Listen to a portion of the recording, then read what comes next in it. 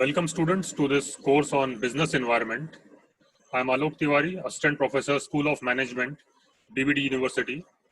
And today we would be starting off with the first module. But before that, let us discuss what is there in the syllabus. तो ये जो syllabus है business environment का ये 4 modules में divided है. First module में 3 topics हैं. पहला है nature dimensions and meaning of business environment, जिसमें हम लोग बिजनेस एनवायरनमेंट के देखेंगे, उसकी डेफिनेशन पढ़ेंगे, समझेंगे बिजनेस एनवायरनमेंट क्या होता है, उसके क्या कंपोनेंट्स हैं, क्या उसका नेचर है.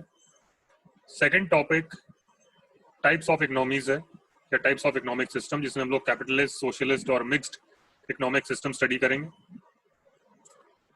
Third topic consumerism and consumer protection in India है, जिसमें हम लोग consumer protection act, consumer rights के बारे में डिस्कस करेंगे. फिर सेकंड मॉड्यूल में it's about industrial and legal environment. इसमें हम लोग इंडस्ट्रियल पॉलिसी, इंडिया की इंडस्ट्रियल पॉलिसीज, मेन जो पॉलिसीज हैं 48, 56, 91, इसके अलावा बाकी जो इंडस्ट्रियल पॉलिसीज हैं उसके बारे में डिस्कस करेंगे. 5 ईयर प्लानिंग के बारे में डिस्कस करेंगे. फिस्कल एंड मॉनेटरी पॉलिसीज के बारे में स्टडी करेंगे. इसके अलावा MRTP एक्ट के बारे में भी एक डिस्कशन करेंगे. नेक्स्ट थर्ड मॉड्यूल है. थर्ड मॉड्यूल में एक ब्रीफ डिस्कशन रहेगा डेवलपमेंट बैंक्स के बारे में. इसके अलावा इसमें मेनली पब्लिक सेक्टर एंटरप्राइजेस के ऊपर फोकस है. इंडिया में जो पब्लिक सेक्टर एंटरप्राइजेस हैं, चाहे सेंट्रल गवर्नमेंट या स्टेट गवर्नमेंट्स के हैं, उसका जो क्लासिफिकेशन है, महारत्ना, नवरत्ना, मिनी रत्ना 1 और मिनी रत्ना 2. पब्लिक सेक्टर को एस्टेब्लिश करने के क्या रीजंस रहे हैं, पब्लिक सेक्टर ने कैसा परफॉर्म किया इंडिया में, इसके बारे में सब डिस्कशन होगा. इसके अलावा थर्ड मॉड्यूल में फॉरेन ट्रेड पॉलिसी का भी एक टॉपिक है, जिसमें हम लोग इंपोर्ट एक्सपोर्ट पॉलिसीज के बारे में पढ़ेंगे.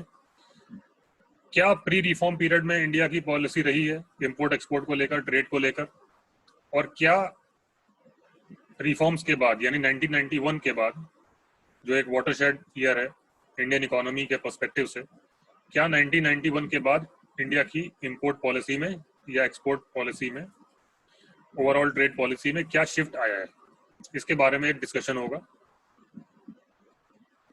लास्ट टॉपिक मेनली फोकस करता है लिबरलाइजेशन, प्राइवेटाइजेशन और ग्लोबलाइजेशन, जो कि इकोनॉमिक रिफॉर्म्स है. उसको हम लोग 3 हेड्स के अंदर पढ़ते हैं और ये तीनों के बारे में डिस्कशन किया जाएगा. इसके अलावा एग्जिम पॉलिसी फिर से इस मॉड्यूल में इंक्लूडेड है, तो इसके बारे में अगेन एक डिस्कशन किया जाएगा.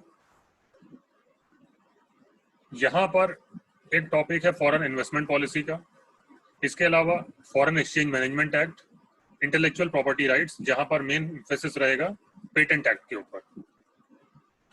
लास्टली कुछ टॉपिक्स हैं एनवायरनमेंट से रिलेटेड, जैसे कि environmental groups and bodies, environment protection act और यूरो नॉर्म्स.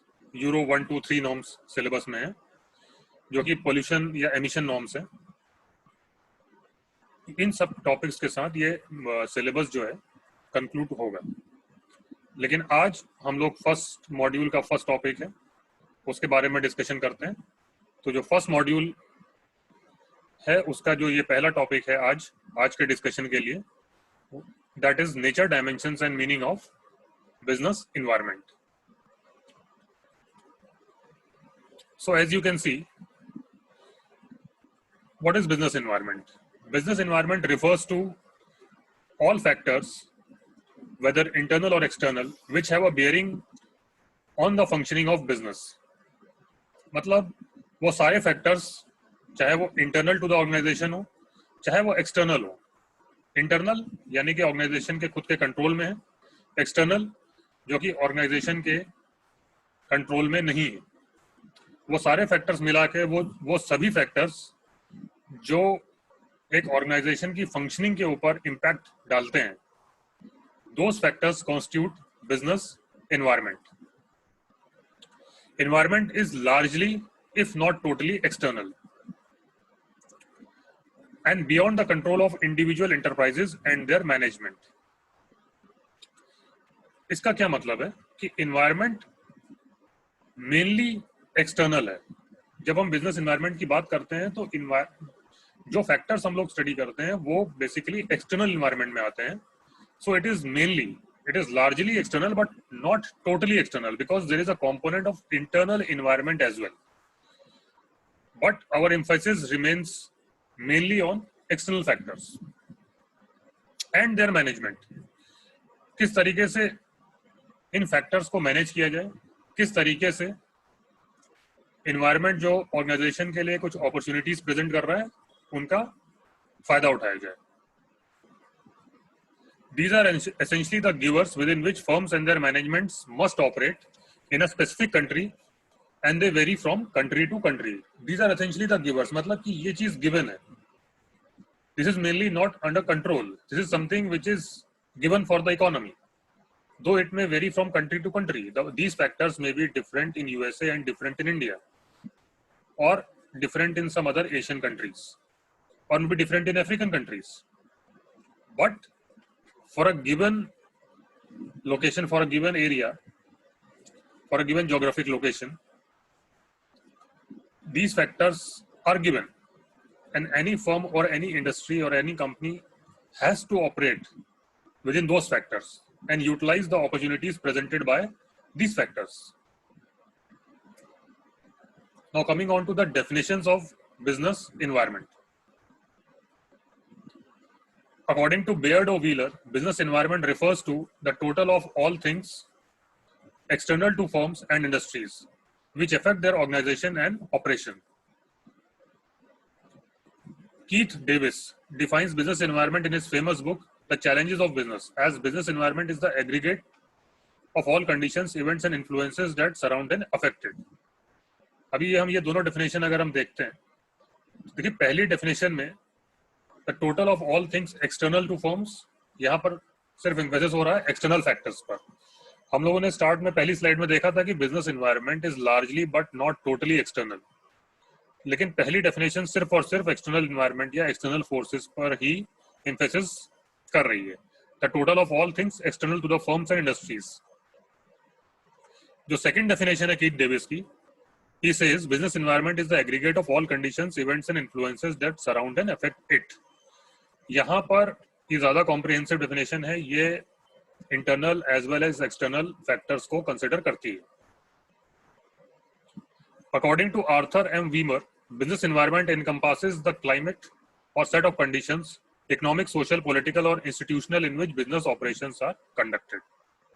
अब यहाँ पर अगेन ये मेनली एक्सटर्नल फोर्सेस पर ही एम्फेसिस हो रहा है. ये इकोनॉमिक, सोशल, पॉलिटिकल, ये सारे फैक्टर्स जो हैं एक्सटर्नल एनवायरनमेंट का को कंप्राइज करते हैं, जैसे कि हम लोग आगे आने वाली स्लाइड में देखेंगे. तो ओवरऑल ये सेकंड डेफिनेशन है कीथ डेविस की, ज्यादा कॉम्प्रिहेंसिव है और एक better definition. Types of environment. The internal environment, it consist of business itself over which management has complete control. ये इसमें वो सारे फैक्टर्स आते हैं जिसके ऊपर मैनेजमेंट का कंट्रोल होता है, क्योंकि ये फैक्टर्स ऑर्गेनाइजेशन का ही हिस्सा है एक तरीके से. External environment is outside the organization and consists of factors over which business has no control. ये वो फैक्टर्स हैं जो कि ऑर्गेनाइजेशन के बाहर हैं और इसके ऊपर बिजनेस का कोई कंट्रोल नहीं है. डिटेल में हम लोग आगे दोनों किस्म के फैक्टर्स अभी स्टडी करेंगे. अब यहाँ पर एक ये डायग्राम देखते हैं. बिजनेस एनवायरनमेंट, देखिए एक्सटर्नल एनवायरनमेंट और इंटरनल एनवायरनमेंट, ये यहाँ पर इसके दो डिविजन्स किए गए हैं.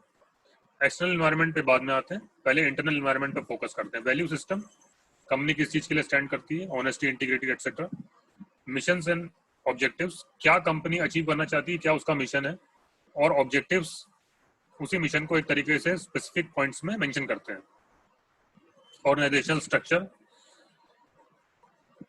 कंपनी का या बिजनेस का जो ऑर्गेनाइजेशन है उसका स्ट्रक्चर कैसा है, एक फ्लेक्सिबल स्ट्रक्चर है या रिजिड स्ट्रक्चर है, हायरार्किकल स्ट्रक्चर है, इसका असर पड़ता है. कॉर्पोरेट कल्चर, किस किस्म से लोग एक कॉर्पोरेट कंपनी में, एक बिजनेस एंटिटी में काम करते हैं, वो एक कॉर्पोरेट कल्चर उसका कंप्राइज करता है. जैसे कि एक सोसाइटी का कल्चर होता है, उसी तरीके से कंपनी का कल्चर होता है, एक कॉर्पोरेट वर्ल्ड का कल्चर होता है, जिसको हम लोग कॉर्पोरेट कल्चर कहते हैं. Quality of human resources. Quality of human resources का मतलब है कि जो वहां पर एक कंपनी में एम्प्लॉइज काम करते हैं उनकी क्वालिटी क्या है, क्या उनका स्किल लेवल है, क्या उनका नॉलेज का लेवल है, कितनी एफिशिएंटली वो अपना काम कर पाते हैं. अगर दो फर्म्स हैं, फर्म ए और फर्म बी, और मान लिया just suppose for the sake of an example, let us suppose that all these factors of micro and macro environment and all other factors of internal environment are same for both the firms A and B. But just suppose both the firms vary in terms of quality of human resources. The employees of firm A are more efficient, have better technical expertise as compared to employees of firm B. So definitely we can say that firm A would be having a competitive advantage over firm B. तो quality of human resources या quality of employees का असर पड़ता है एक company के fortunes के ऊपर, और ये एक एनवायरनमेंट का पार्ट है. लेबर यूनियन क्या होती हैं? जो कंपनी के एम्प्लॉइज होते हैं वो ऑर्गेनाइजेशन के सामने अपने कुछ डिमांड्स वगैरह रखने के लिए यूनियन फॉर्म कर लेते हैं, जिसको लेबर यूनियन कहा जाता है. Physical resources and technological resources, क्या कंपनी के एसेट्स हैं, क्या उसके रिसोर्सेज और क्या टेक्नोलॉजी उसके पास है. टेक्नोलॉजी आज के तारीख में, आज की डेट और एज में एक गेम चेंजर है. किसी के पास अगर कोई कटिंग टेक्नोलॉजी है जो कि उसके कॉम्पिटिटर्स के पास नहीं है, तो डेफिनेटली उसके पास एक बेटर एडवांटेज. फॉर एग्जांपल अगर हम एक एग्जांपल लें स्मार्टफोन्स का, तो जब सपोज अगर हम कुछ साल पीछे जाते हैं, जब स्मार्टफोन्स नहीं थे और फीचर फोन्स बनते थे, तो नोकिया मार्केट लीडर था. उस समय सैमसंग, एप्पल ये सब टच फोन या स्मार्टफोन के कंसेप्ट के साथ आ गए, तो उसने पूरी मार्केट को ही चेंज कर दिया. वो टेक्नोलॉजी उस समय नोकिया के पास नहीं थी और नोकिया जल्दी अपने आप को चेंज नहीं कर पाया और वो मार्केट में पीछे हो गया. और ये स्मार्टफोन्स की जो मार्केट है या ये मोबाइल हैंडसेट्स की जो मार्केट है, वो सैमसंग और एप्पल ने कैप्चर कर ली. तो टेक्नोलॉजी सिर्फ मोबाइल या इलेक्ट्रॉनिक्स की बात नहीं है. किसी भी मैन्युफैक्चरिंग में, किसी भी सर्विसेज में अगर हमारे पास टेक्नोलॉजी या किसी भी कंपनी के पास टेक्नोलॉजी सुपीरियर है, तो उसके पास डेफिनेटली एक कॉम्पिटिटिव एज है. इंटरनल एनवायरनमेंट में क्या आता है? Value system. मैंने जैसे कि डिस्कस किया था उस डायग्राम में, वैल्यू सिस्टम क्या होता है? जैसे कंपनी किसी चीज के लिए स्टैंड करती है, कंपनी ये डिसाइड कर एक ऑनेस्टी को इंपॉर्टेंस देती है, एक इंटीग्रिटी को इंपॉर्टेंस देती है. तो कंपनी, ऐसी कंपनी में आप देखेंगे कि लोग ऑनेस्टली अपना काम करते हैं, वहां पर कुछ अनएथिकल काम नहीं होता है. इवन एम्प्लॉइज के साथ ट्रीटमेंट भी फेयर होता है. विजन, मिशन एंड ऑब्जेक्टिव्स, क्या कंपनी की लॉन्ग टर्म अपने आप को एक लॉन्ग टर्म में कहां पर अपने आप को एस्टेब्लिश करना चाहती है, क्या उसका मिशन है, क्या वो अचीव करना चाहती है, और ऑब्जेक्टिव्स उसके एक स्पेसिफिक पॉइंट वाइज फॉर्म में होते हैं कि क्या उसको अचीव करना है, कितने कितने ड्यूरेशन में. 1 2 3 4 5 कुछ कंपनी के ऑब्जेक्टिव्स हो सकते हैं. मैनेजमेंट स्ट्रक्चर एंड नेचर, क्या कंपनी का नेचर है, क्या फ्लैट स्ट्रक्चर है, क्या हायरार्किकल स्ट्रक्चर है, रिजिड स्ट्रक्चर है, फ्लेक्सिबल स्ट्रक्चर है. इंटरनल पावर रिलेशनशिप, आपस में सुपीरियर सबऑर्डिनेट रिलेशनशिप कैसा है, या कलीग्स का आपस में कैसा रिलेशनशिप है, ये भी डिटरमाइन करता है कंपनी के फॉर्च्यून्स के ऊपर कैसा असर पड़ रहा है. ह्यूमन रिसोर्सेज, अगेन एम्प्लॉइज के बारे में हम बात कर ही चुके हैं. Company image and brand, company की क्या इमेज है लोगों के या उसके खुद के एम्प्लॉइज के सामने या उसके कस्टमर्स के सामने. फिजिकल एसेट्स, R&D के बारे में अभी बात हो चुकी है.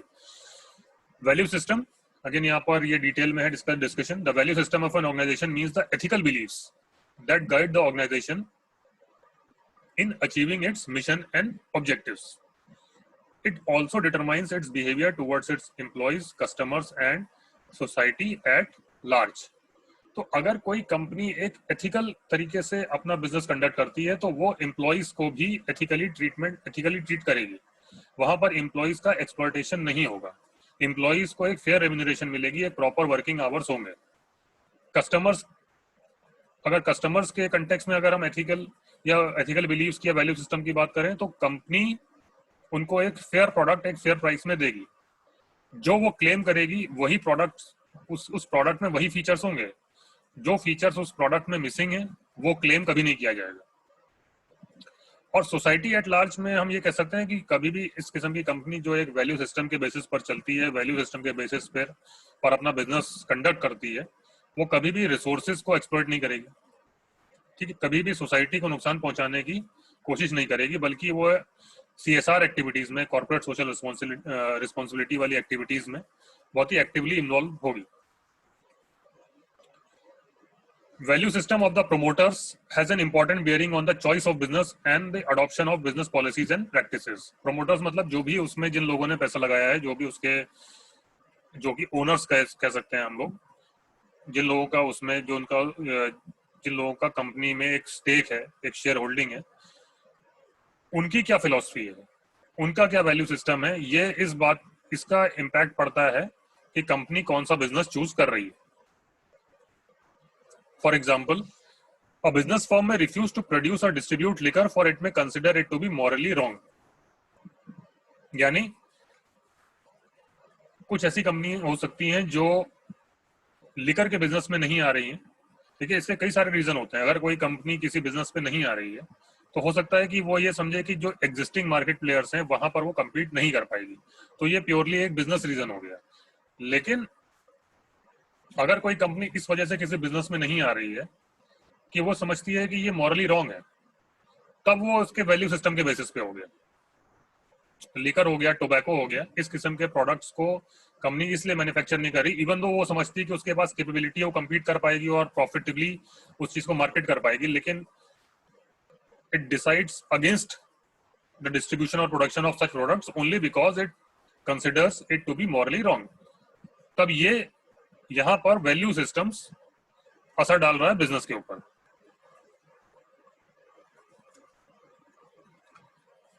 Vision, mission and objectives. Vision, mission and objectives of the company guides its priorities, philosophy, policies etcetera. Example यहां पर रेनबैक्सी का लिया गया है, to become a research based international pharmaceutical company. ये रेनबैक्सी का मिशन था and it led it to enter foreign markets. The management structure. The composition of the board of directors is very critical factor for the development and performance of a company। Board of directors जो होता है, जो कि directors हैं जो एक board को comprise करते हैं, उसका कॉम्पोजिशन कैसा है, उसमें कौन कौन किस किस कंपनी के नॉमिनीज हैं, किस किस कंपनी के एक तरीके से रिप्रेजेंटेटिव्स हैं। अगर कोई, आज की तारीख में क्या होता है कि कैपिटल हमेशा शॉर्टेज रहती है, चाहे डोमेस्टिक, अब कोई भी कंपनी रन कर रही है उसको लगातार एक्सपेंड करना होता है, कहीं ना कहीं उसकी एक्सपेंडिचर बढ़ता चला जाता है, तो उसकी लगातार एक कैपिटल की रिक्वायरमेंट बनी रहती है। अब उसके पास ऑप्शन रहता है, या तो वो बैंक से लोन ले या फिर इक्विटी के थ्रू फंड रेज करे या इक्विटी डाइल्यूट करे, जिसको हम लोग इक्विटी डाइल्यूशन कहते हैं। अब इसमें डोमेस्टिक इन्वेस्टर्स भी आ सकते हैं, इसमें फॉरेन इन्वेस्टर्स भी आ सकते हैं। तो अगर कोई बाहर का इन्वेस्टर फॉर एग्जांपल इंडिया की कंपनी को कैपिटल दे रहा है, तो जाहिर सी बात है उसके बदले वो कोई ना कोई बोर्ड पोजीशन डिमांड करेगा। तो इससे जो बोर्ड ऑफ डायरेक्टर्स का जो कॉम्पोजिशन है वो चेंज हो जाता है। अब अगर किसी कंपनी का, कोई दूसरी कंपनी का कोई नॉमिनी आता है, फॉर एग्जांपल कोई बाहर की, कोई यूएस की कंपनी का, कोई यूरोपियन कंपनी का, कोई कोई फॉर एग्जांपल एशियन कंट्री है, उसका वहां पर कोई कंपनी है और जो इंडियन कंपनी में इन्वेस्ट कर रही है, तो वहां का कोई नॉमिनी आता है, तो एक सर्टेन फिलॉसफी के साथ, अपनी पेरेंट कंपनी की फिलॉसफी के साथ आएगा और उसको वहां पर रिप्रेजेंट करेगा। इससे जो इंडियन कंपनी है या जो भी कंपनी जो कि फंड रेज कर रही है, उसके ऑपरेशंस के ऊपर, उसकी फिलॉसफी के ऊपर असर पड़ेगा। और फर्म में भी प्रोफेशनली मैनेज्ड और फैमिली कंट्रोल्ड। और इसका मतलब ये नहीं है कि जो फैमिली कंट्रोल्ड फर्म्स हैं वो प्रोफेशनली मैनेज नहीं होती है, बस ये होता है कि फैमिली कंट्रोल जो फर्म्स हैं बड़ी बड़ी, वो उसमें एक फैमिली, वो उसमें एक मेन जो प्रोमोटर्स होते हैं वो एक फैमिली का ही हिस्सा होते हैं। इसके अलावा अदरवाइज बाकी उसका स्ट्रक्चर ऑलमोस्ट सिमिलर रहता है बाकी कंपनीज की तरह। Nominees of financial institutions having large holdings in companies. अगर कोई फाइनेंशियल इंस्टीट्यूशन, अभी जैसे मैंने पहले एग्जांपल लिया था, कोई फाइनेंसिंग कंपनी है, उसने अगर उसमें ज्यादा पैसा लगाया, स्टेक किया है, उसको ज्यादा फंड किया है, तो उसके बदले में उसको एक बोर्ड पोजीशन मिलती है। The share holding pattern could have an important managerial implications। All these factors are of great importance from the point of view of company's internal environment। तो ये जो सारे फैक्टर्स हैं, जैसे कि अभी हमने स्टडी किए थे स्टार्ट से, ये सारे फैक्टर्स हमारे इंटरनल एनवायरनमेंट का हिस्सा हैं और ये कंपनी के फॉर्चून्स के ऊपर असर डालते हैं। लेकिन ये मैक्सिमम जो भी हम फर्म है, जो भी हमारी कंसर्न फर्म है, उसके कंट्रोल के अंडर में। नेक्स्ट आ जाते हैं एक्सटर्नल इन्वायरमेंट के ऊपर। अब एक्सटर्नल इन्वायरमेंट के फर्दर दो कंपोनेंट्स हैं। अगर हम लोग वापस उस डायग्राम के ऊपर आए, तो यहां पर अगर हम देखते हैं तो यहां पर एक इंटरनल इन्वायरमेंट है और एक्सटर्नल इन्वायरमेंट है। इंटरनल इन्वायरमेंट के हम लोगों ने पॉइंट्स अभी डिस्कस किए थे। एक्सटर्नल इन्वायरमेंट में दो कंपोनेंट्स हैं, माइक्रो इन्वायरमेंट और मैक्रो इन्वायरमेंट। अब ये वाले जो फैक्टर्स हैं इनके ऊपर कंपनी का कंट्रोल नहीं है, ये बहुत इंपॉर्टेंट फैक्टर्स हैं। माइक्रो फैक्टर्स जो माइक्रो इन्वायरमेंट में आते हैं वो हो सकता है कोई कंपनी स्पेसिफिक हो, वो एक ही इंडस्ट्री में, फॉर एग्जांपल अगर हमने मोबाइल हैंडसेट्स की बात करी तो हो सकता है कि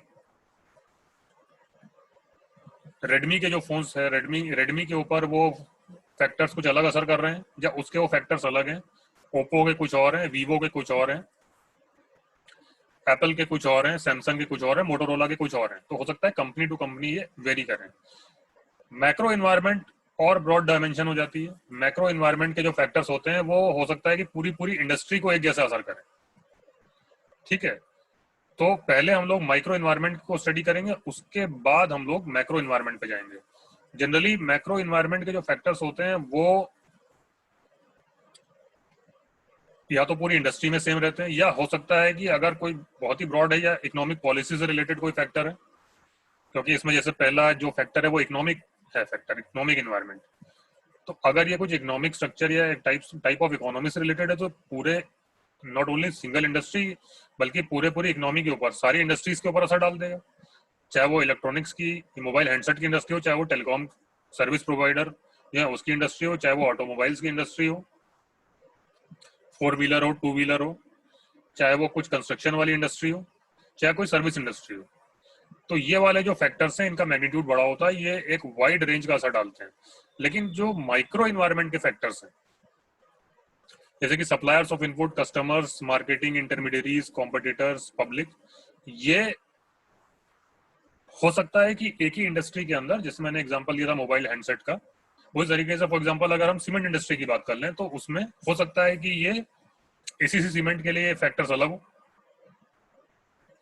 हो सकता है कि अंबुजा सीमेंट के लिए फैक्टर्स अलग हो सकता है कि अल्ट्राटेक सीमेंट के लिए फैक्टर्स अलग हो। अगर हम 4 व्हीलर्स की बात करें तो टाटा मोटर्स के लिए फैक्टर्स अलग हो सकते हैं, मारुति सुजुकी के लिए फैक्टर्स अलग हो सकते हैं, हुंडई के लिए अलग हो सकते हैं, होंडा के लिए अलग हो सकते हैं, ठीक है। तो इस तरीके से हम लोग, अगर हम मान लिया लैपटॉप्स की बात करें तो डेल के लिए फैक्टर्स अलग हो सकते हैं, एचपी के लिए अलग हो सकते हैं, लेनोवो के लिए अलग हो सकते हैं, एप्पल के लिए अलग हो सकते हैं। तो ये फैक्टर्स, क्योंकि देखिए अगर इन फैक्टर्स को हम लोग देखें, इसके कंपोनेंट्स को, तो suppliers of input, her company के सप्लायर्स अलग हो सकते हैं। कस्टमर्स हर कंपनी के कुछ सेम भी हो सकते हैं, कुछ अलग भी हो सकते हैं। मार्केटिंग इंटरमीडियरीज अलग हो सकते हैं, कॉम्पिटिटर्स कंपनी के अलग हो सकते हैं अगर वो अलग अलग सेगमेंट में कंपनीज काम कर रही हैं, ठीक है। तो इन इन सारे कंपोनेंट्स को हम लोग अभी डिटेल में आगे डिस्कस करेंगे, लेकिन फिलहाल के लिए इतना हमारे लिए जानना जरूरी है कि जो माइक्रो इन्वायरमेंट और मैक्रो इन्वायरमेंट दोनों ही एक्सटर्नल इन्वायरमेंट का हिस्सा है और ये कंपनी के कंट्रोल में नहीं है। माइक्रो इन्वायरमेंट किसी भी एक कंपनी का एक इमीडिएट इन्वायरमेंट होता है, वो कंपनी स्पेसिफिक हो सकता है और वो कंपनी टू कंपनी अलग अलग तरीके से ऑपरेट करता है। मैक्रो इन्वायरमेंट हो सकता है कि इंडस्ट्री स्पेसिफिक हो, इंडस्ट्री स्पेसिफिक मतलब कि ऑटोमोबाइल इंडस्ट्री स्पेसिफिक, और ऑटोमोबाइल इंडस्ट्री में भी 4 व्हीलर स्पेसिफिक या 2 व्हीलर स्पेसिफिक। इस तरीके से जैसे mobile handsets industry specific, service provider जो मोबाइल सर्विस प्रोवाइडर है जैसे टेलीकॉम, टेलीकम्युनिकेशंस की बात करें तो उसमें इंडस्ट्री स्पेसिफिक, जैसे कि सबको बराबर असर डालेगा, चाहे वो जियो है, बीएसएनएल है, वोडाफोन आइडिया है, एयरटेल है, सबके ऊपर असर डालेगा, तो इंडस्ट्री स्पेसिफिक हो सकता है। या पूरे इकोनॉमिक स्पेसिफिक हो सकता है कोई ऐसा फैक्टर हो जो पूरे इंडिया में एक जैसा ऑपरेट कर रहा हो या यूएस में पूरा एक जैसा ऑपरेट कर रहा हो। तो इसका डिस्कशन हम लोग आगे करेंगे। एक्सटर्नल इन्वायरमेंट में पहले micro environment, it consist of suppliers, customers, competitors, financiers, market intermediaries. Market intermediaries क्या होते हैं? जो डिस्ट्रीब्यूशन चैनल है जिसके थ्रू किसी कंपनी का प्रोडक्ट मतलब मैन्युफैक्चरर से कस्टमर्स तक पहुंचता है। और मैक्रो इन्वायरमेंट, इसमें आता है political, economic, social, technological, natural environment.